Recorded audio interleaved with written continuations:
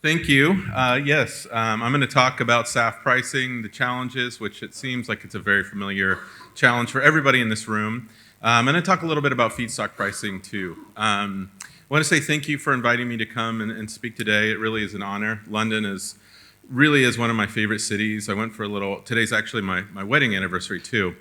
And my wife is home with two sick kids. So I walked to the Tower of London at the lunch break, took a picture of the Tower of London, sent it to her, and said, at least I'm not as bad as Henry VIII. Yeah, I'm glad that one landed. But yes, it really is a pleasure to be here. So for those of you who don't know me, which is probably most of you, my name is Ryan Standard. I talk fast. I've got 20 minutes here, so I'm going to do my best to stay on time. I started with the Jacobson in 2007 as basically a feedstock reporter before they were called feedstock. So yellow grease, tallow, used cooking oil, covered a lot of different markets over the years, but my primary base has been feedstocks. I'm now the managing editor for America's Agriculture and Renewables for Fastmarkets. Fastmarkets acquired the Jacobson in 2021, and Fastmarkets reports on forestry products, carbon, metals, battery raw materials, energy transition, agriculture, bulk ags, and then we have a variety of feedstock and biofuel prices, including SAF prices in the US and soon to launch some SAF prices or a SAF price for Europe. Just quickly, methodology, the vast majority of the prices that we print are based off of trades. We have done an IOSCO audit. This is primarily for feedstocks. SAF is a little bit different, and I will explain why. So one of my favorite things to do in London when I visit, if it's raining, I've seen a lot of the sites, I get to come here a lot for work, is to watch old television shows. The 90s game shows are one of my favorites, and if you've seen Bullseye with Jim Bowen, that's a very good one. And I think it's apropos to SAF market. There are no bullseyes in pricing sustainable aviation fuel. So why is that? Well, when we first set out to do this 2 years ago, there were no spot transactions. We saw absolutely none. We're starting to see more of those come into the market, particularly the European market, and I think that's tied with the liquidity or the incentives that come with the mandate. But in the US, it's still very, very nascent and very limited spot transactions that we see there. Wendy Delaney is our reporter, and most of the SAF was already spoken for before it hits the market. It's tied up in long-term offtake agreements. So we decided we're going to do a cost of production model. We're going to tie it to feedstocks because that's where our strength is. We've got really good relationships with the producers, and we're going to find out what are the yields, what are the costs, and basically what is this molecule worth coming out of the plant. A lot of people initially suggested, this needs to be a premium to jet. And I've heard this today. Can we get price at parity to jet? Can we trade at a premium to jet? And I think that the answer is, from a molecule value, no. Because what does crude oil have to do with used cooking oil? Very little. But also, the challenges in pricing this market geographically is where is this? So you have the molecule itself, the sustainable aviation fuel that's being produced. It could be a number of different pathways, but for the sake of today's argument, I'll focus on HEFA because that's what we price the cost of production on. And then you have the credit stack, which can be as much, sometimes more than the molecule itself. It's not currently more, but especially in the US, you have 45Z. You have state incentives, so you have the California LCFS program. You can go to Illinois, that's where I'm from, Chicago. It can be $1.25 a gallon, and apologies, I think mostly in pounds and gallons. I don't know why we are opposed to the metric system. Personally, I'm not, but we can talk conversions at the cocktail hour later. But yes, you also have the RINs, which get generated on a gallon of SAF in the US market. Then you have different tickets in the European market. So there's all sorts of different ways you can slice and dice the credit stack to help move that molecule or that fuel. And that creates further challenges. And what is that transacted value actually worth, and what does it represent? And I put down here the history of biodiesel pricing. Well, what do I mean by that? Well, initially we saw biodiesel trade just a flat-priced gallon out of the biodiesel plants, typically Midwestern plants located near soybean producers, or you saw UCOME or FAME or RME prices in Europe that were kind of local spot prices. And then as the market matured, it tied a little bit more to a paper market, and you saw it trade at a differential to heating oil. But it wasn't, from at least my perspective, it wasn't the reverse. It wasn't tied to heating oil. Then you saw spot transactions. Moving on to what I was talking about earlier. Should you tie this price to used cooking oil, or should you try to tie it to crude oil? We'll hear it trade at a differential to jet, which can be tied to ULSD prices or gas oil prices. Here's a chart of a 10-week rolling correlation between used cooking oil, which is one of the main ingredients for SAF, HEFA-based SAF, particularly in the U.S., but also elsewhere, and ULSD. And as you can see, the correlation is quite poor, and it's gotten worse as the production has increased. So there's not a good tie there. And I looked at various different ways to analyze these data. I'm not a mathematician, I'm not a statistician, but we have those on our team. And one of our risk management guys joked, I try to get the numbers to say what I want them to. In this case, you cannot tie used cooking oil to heating oil. It doesn't work. And as we have discussed, or I've heard already today, feedstock represents a massive part of the cost of making SAF. Can be around 80%, could be less, just depends on what your technology and what your yield is. So, how do you manage risk? Are you going to tie it to, you're going to have these long-term offtake agreements? I mean, really, that's a rhetorical question. I'd like to say that I have all the answers. We have launched a used cooking oil contract for the U.S. Gulf through ICE. There's potential for that to offset some risk. It's not as liquid as, well, obviously it's not as liquid. It hasn't traded yet. I think the counterparties are waiting on either side for somebody to move first. It doesn't have the liquidity of gas oil or ultra low sulfur diesel oil, but it's a little more linked to the actual value of SAF itself. And can SAF be produced at parity with Jet A or Jet A1? And I think a previous panel just addressed this. No, it cannot. That question's been answered. If it could be, then you just have mandatory blending and the competition. You'd have discretionary blending of SAF into jet. There wouldn't be a need for mandate. There's just too much competition for feedstock and not enough feedstock in the market. It's a relatively limited feedstock supply when you're talking about waste-based used cooking oil, distillers corn oil, tallow, even globally. The picture is very low. In fact, with the U.S. talking about, this is really big, is the RVO. So what's this have to do with SAF? SAF can generate a RIN. It can qualify for that renewable volume obligation. We're talking about 4.5 to 5.5, on the top side, billion gallons. The U.S. doesn't have enough feedstock to make that much fuel.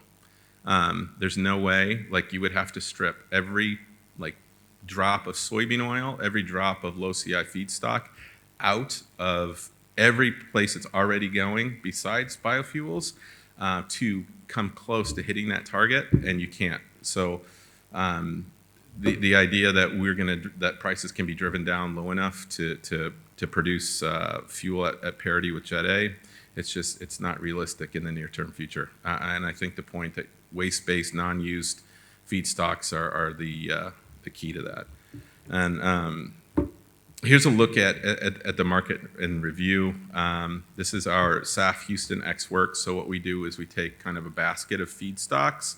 We apply production cost assumptions to that, and we generate an X Works value. This is not with any credits. It's basically a mix of used cooking oil, bleachable fancy tallow, some crude degummed soybean oil, a certain percentage distillers corn oil as well. We add production costs that were researched through conversations with producers, as well as environmental impact statements, various other sources, and came up with this number.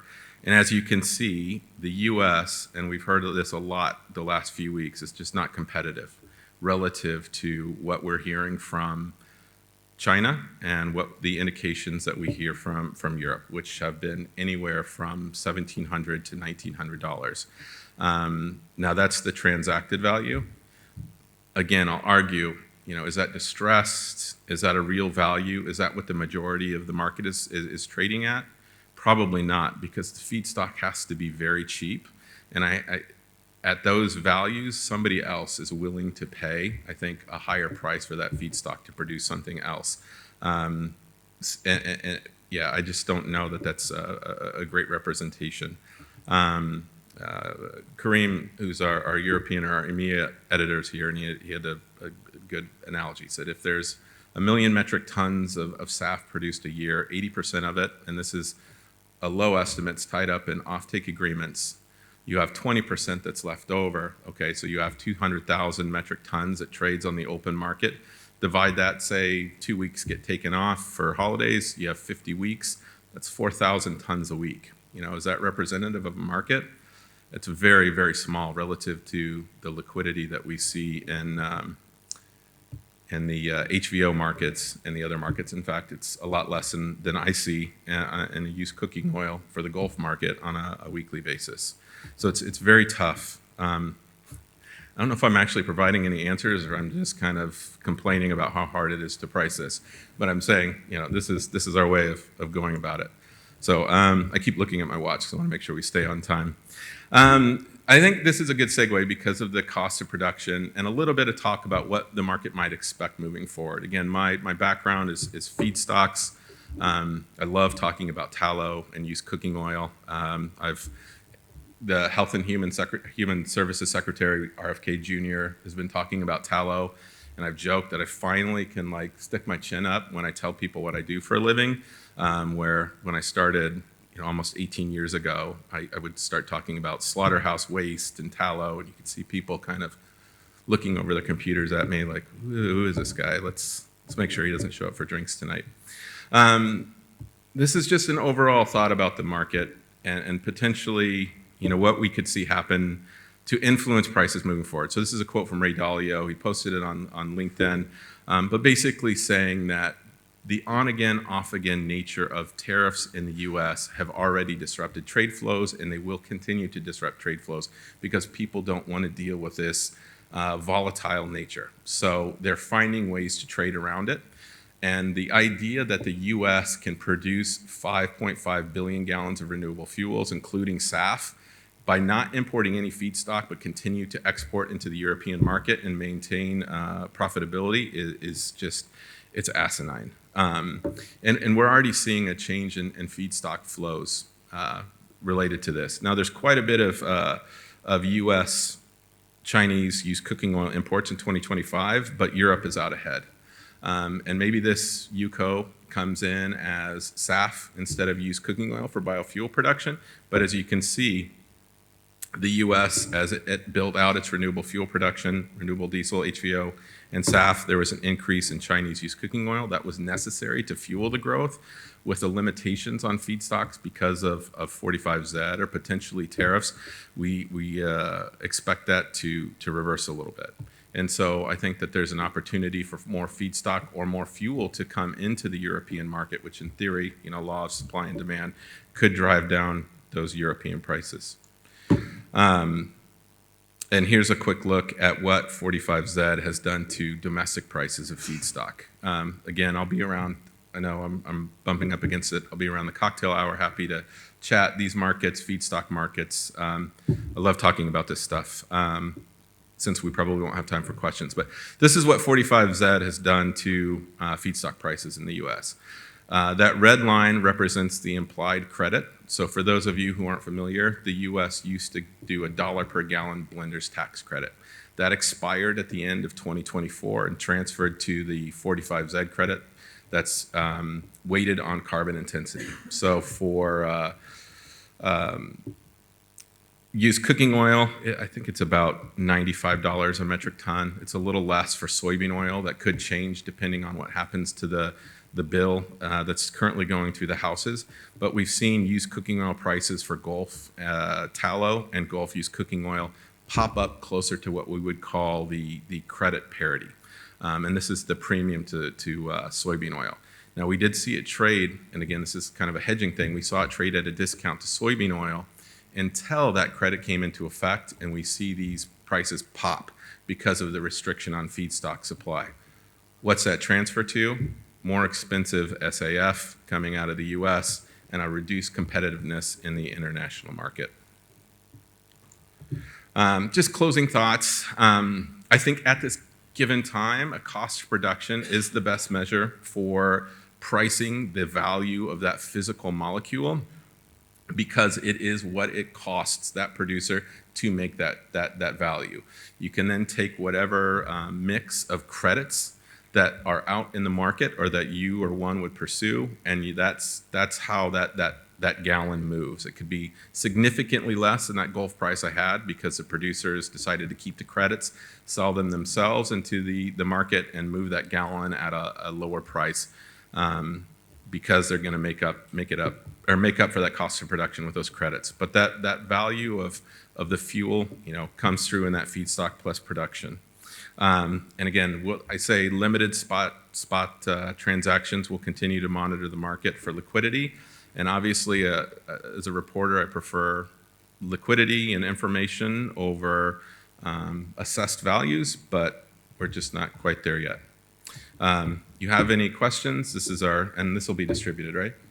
This is our SAF and carbon team. They can answer questions on credits and the fuel. And then we have a no cost other than taking a short survey SAF newsletter that is available for everyone. So thank you for your attention. I appreciate it. Oh, yeah.